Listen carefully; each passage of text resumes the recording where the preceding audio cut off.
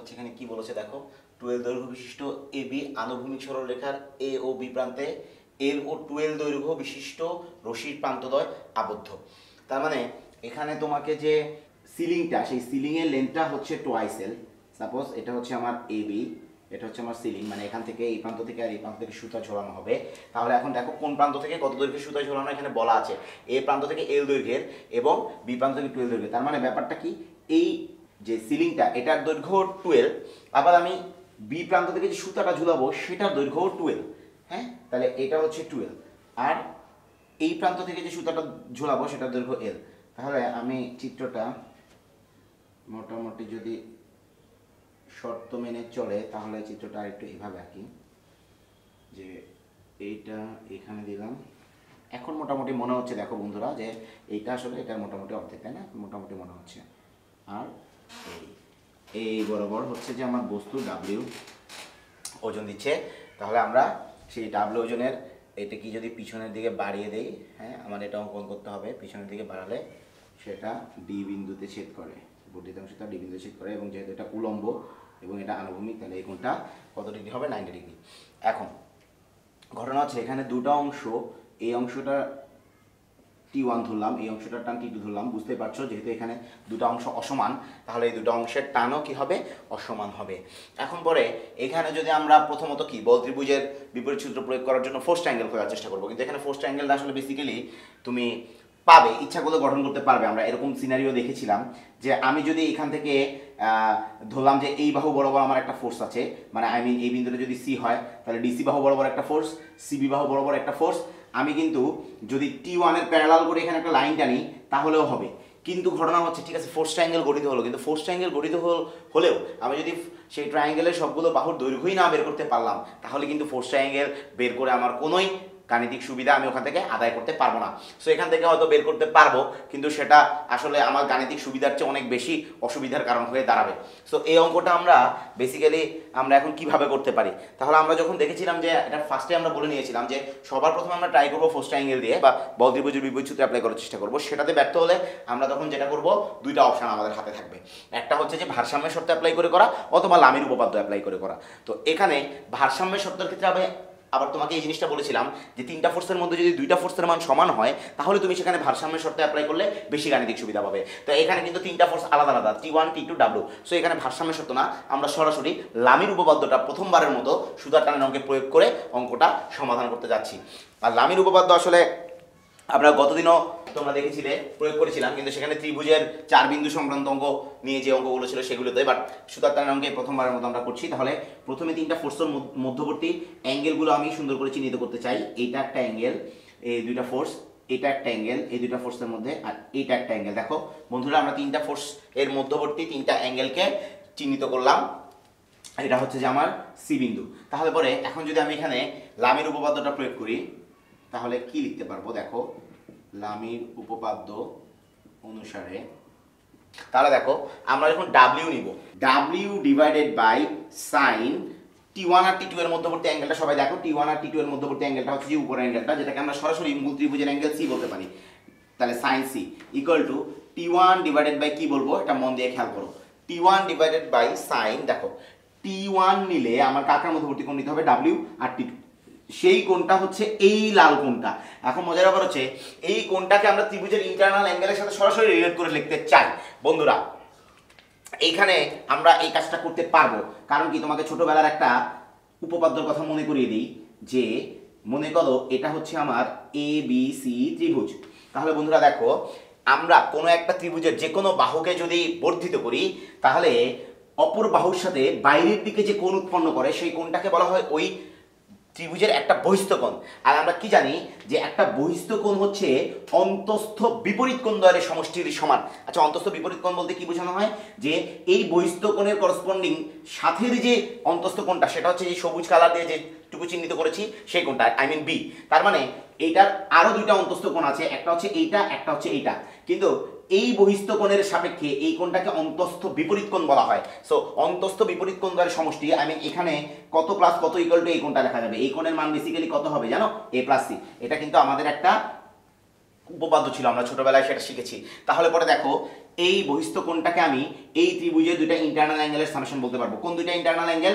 সেটা হচ্ছে এই ইন্টারনাল অ্যাঙ্গেলটা, হ্যাঁ এই অ্যাঙ্গেলটা আসলে কত ডিগ্রি বলো তো দেখি? এই অ্যাঙ্গেলটা হচ্ছে 90 ডিগ্রি, সাথে এই ইন্টারনাল অ্যাঙ্গেলটা এটা হচ্ছে বি। তার মানে সিবিডি ত্রিভুজের 90 degree plus B equal to আমার এই এক্সটার্নাল অ্যাঙ্গেলটা। তাহলে আমি এক্সটার্নাল অ্যাঙ্গেলটার বদলে সরাসরি লিখে দিচ্ছি 90 প্লাস বি, তাহলে T1 বাই এত।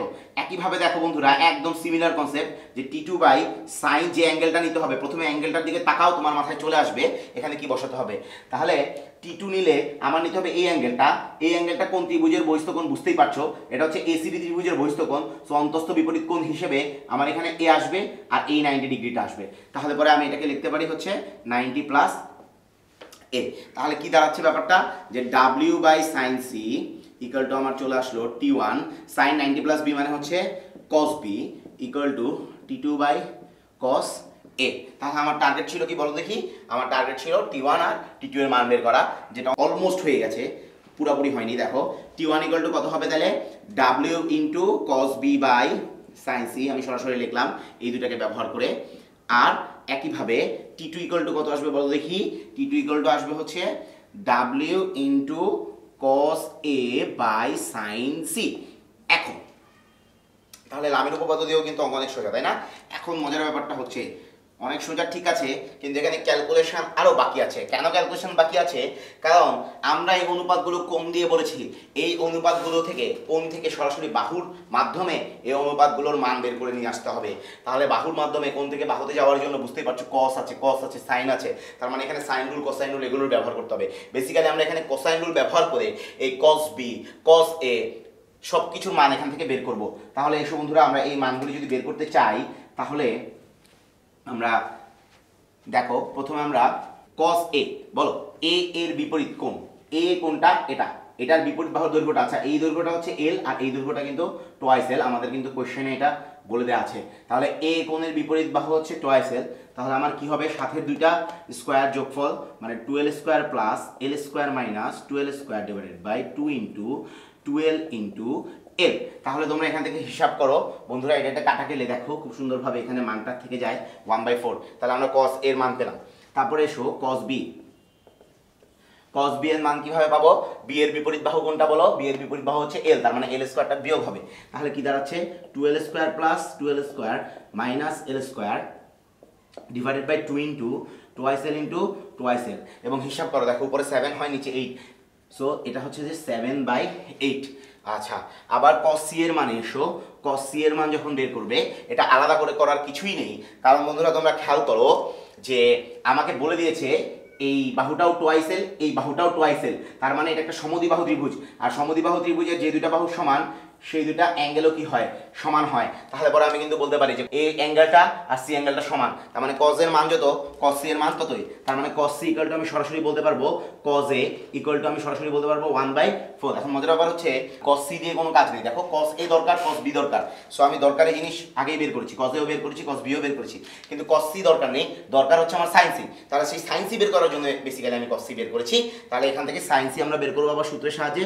sin c ইকুয়াল টু আমার জানা আছে √1 - cos স্কয়ার c। তাহলে এখান থেকে দেখো sin c এর ভ্যালুটা আমরা বের করে নিয়ে আসতে পারবো √1 - cos স্কয়ার c মান হচ্ছে 1/16 হবে স্কয়ার করলে, তার মানে উপরে থাকবে 15 নিচে 16, তাহলে রুট করে দিলে √15 ডিভাইডেড বাই 4। তাহলে এটা হলো যে আমার sin c এর মান। দেখো বন্ধুরা আমরা sin c এর মানটাও পেয়ে গেলাম, আর এখানে আমরা cos এর মান পেয়েছি cos b এর মান পেয়েছি। তাহলে এই মানগুলো নিয়ে এখন এখানে বসিয়ে দিতে হবে। তাহলে বসিয়ে দাও, দেখো কি হয়। w cos b এর মান আমরা কত পেয়েছি? cos b এর মান পেয়েছি হচ্ছে 7/8, আর sin c এর মান কত পেলাম? √15/4। এখন তাহলে হিসাব করলে w 7/8 উল্টিয়ে দিলাম এত 15, তার মানে আলটিমেটলি থাকলো 7w/2 √15। তাহলে এটা কিন্তু আমার কিসের মান বেরিয়ে আসলো বলো তো বন্ধুরা? এটাই হচ্ছে আমার কাঙ্ক্ষিত T1 এর মান। T1 টানটা একটা অংশের টান। আচ্ছা আরেকটা টান কিভাবে বের হবে? w ইন্টু cos a এর মান কত এসেছে বলো তো দেখি? 1/4, আর sin c এর মান হচ্ছে √15/4। তাহলে 4 কাটা, তার মানে আলটিমেটলি কি থাকছে? w/√15। এটা আমার কিসের মান? সেই টি টু এর মান, যেটাও আমার একটা কাঙ্ক্ষিত সুতার টান। তাহলে কিন্তু আমাকে যে দুটো টান বের করতে বলেছে তোমরা দেখতে পাচ্ছ বন্ধুরা, একটা হচ্ছে 7W/2√15 আর W/√15। তো এখান থেকে আমার আলোচনার একটা কথা আমি বলে শেষ করতে চাই, সেটা হচ্ছে এই প্রথম আমরা সুতার টানের অঙ্ক, মানে সপ্তম অঙ্কে এসে মনে হয় আমরা এখানে সুতার টানের অঙ্কে লামির সূত্রটা ব্যবহার করলাম, এবং তুমি বুঝতে পারছো লামির সূত্রটা ব্যবহার করার ফলে আমাদের মানে ঝামেলার জায়গাটা কোথায়, যে জায়গাটার জন্য আসলে জিনিসটা বিরক্তিকর হয়ে যায়, সেটা হচ্ছে এই কোসাইন রুলের মাধ্যমে এই ত্রিকোণমিতিক অনুপাতগুলো থেকে বাহুতে কনভার্ট করার জন্য আসলে জিনিসগুলো বড় হয়ে যাচ্ছে। পুরো এই জিনিসটাকে আমরা অ্যাভয়েড করতে 100% অ্যাভয়েড করতে পেরেছিলাম কখন, যখন আমরা বল ত্রিভুজের বিপরীত সূত্র ব্যবহার করেছিলাম। তো সবসময় বল ত্রিভুজের বিপরীত সূত্রটা অবশ্যই সুবিধাজনক, কিন্তু এখানে কিছু করার ছিল না বিধায় আমরা এখানে লামির সূত্র দিয়ে অঙ্কটা করতে বাধ্য হয়েছি।